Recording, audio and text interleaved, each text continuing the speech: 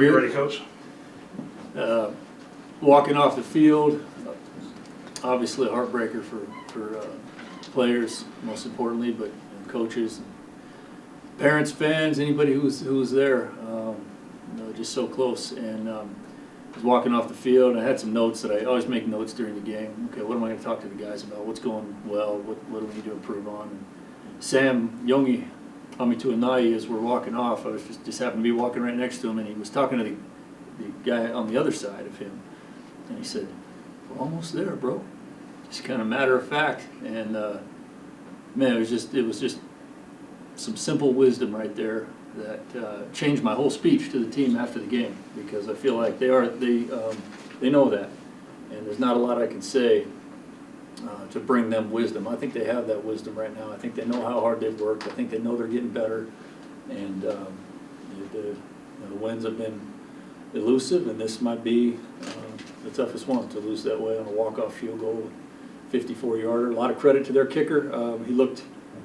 I thought he looked over at me and tried to see if I was going to use the timeout, and I decided, because he did look at me, that I wasn't going to use the timeout. I pretended like I was going to, but a lot of credit to him for just being aware, and nailed it. It was never any question on that. All right, we'll open it up to questions. Coach Jacob Gould, Pirate Radio. You guys played your game, I would imagine, controlling the ball, all those things. Didn't come to fruition. Just talk about that. I mean, you guys did everything you needed to do. Right. The goal was just to take the game to them physically. A year ago, we were completely physically outmatched. And I don't know if you got the chance to stand out on that field today, but that was a big, impressive, good-looking football team that we just played. And our goal was to just physically beat them up. And I thought that physical part of the game, our guys answered the bell. The result could have been different, a little break here or there in another direction, and that physicality would have led to a victory, and it almost did. But credit their team too. They played well. But in terms of the way the game looked a year ago, and they're a better team than they were a year ago. They have high expectations. They're a much better team. That's a team that put up 51 points on a Power 4 team, Texas Tech, and we held them to 96 yards rushing and I think 325 overall. Pretty good defensive showing by us, and we rushed the ball for 240 yards. Obviously need to improve in the passing game and be more balanced to get the victory, and in the end that's what undid us. And setting up for that their final drive, I mean, what is everybody telling each other? I'm tempted to ask the question, what do you want to do? What you don't want to do is let them go down as quickly and easily as it seemed that they did. But what was the conversation? What are you and Preston and everybody saying to each other at that situation? Well, we wanted to play primarily man coverage and let our secondary give them a chance to match up and win. And we got beat one scramble drill in man coverage, just kind of lost our guy a little bit, and then we did sometimes man coverage could be a lot more exertion than zone coverage physically. So you got to mix in some zones, or we felt like we needed to mix in a zone. We put a zone defense out there, and again, the quarterback bought some extra time. We didn't get home with the defensive line and the quarterback. It was really 2 plays on that final drive that set them up in field goal range. 2 scramble plays, 2 extended plays. One they beat us in, we call it a scramble drill, and then in man coverage, and then once in the zone coverage. Coach, how about Hank and what he was able to do coming in and driving the team down? Yeah, just gritty. I told the team afterward about Hank, and if you put us in a position to win, I thought Hank and Red, and those are the ball carriers. There were guys working around them, guys pushing on them, guys blocking for them, but you could just see the heart in Hank and in Red, and very honestly,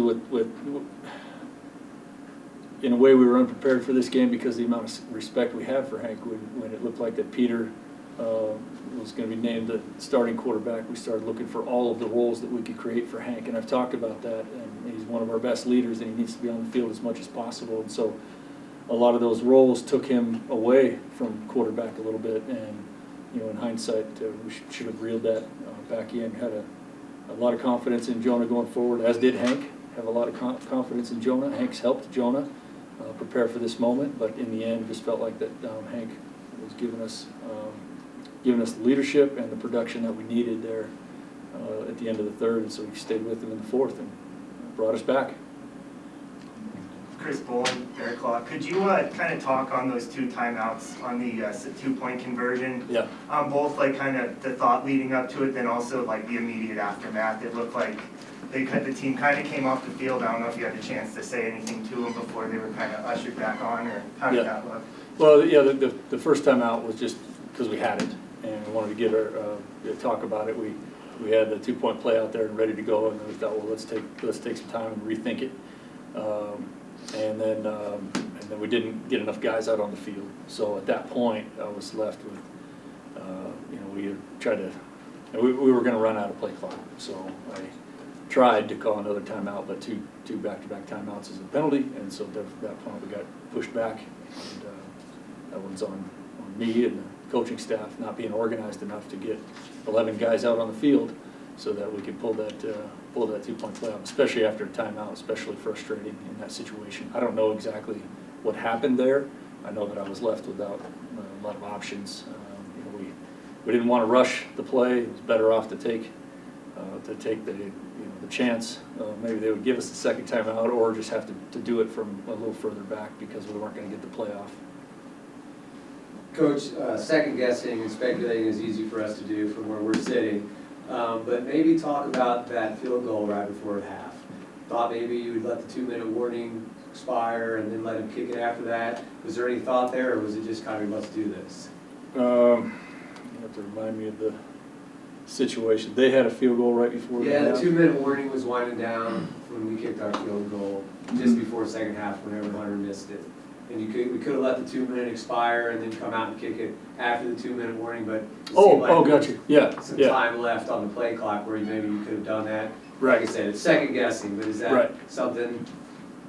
No, I didn't feel like saving the time was advantageous for us at all, and I didn't feel like that we were in a hurry. And in fact, our special teams coordinator did say, hey, we can take the 2-minute here. And I said, well, Hunter's in a groove. And he looked like he was very comfortable going out there. And the way I sent him on the field was, hey, go nail it.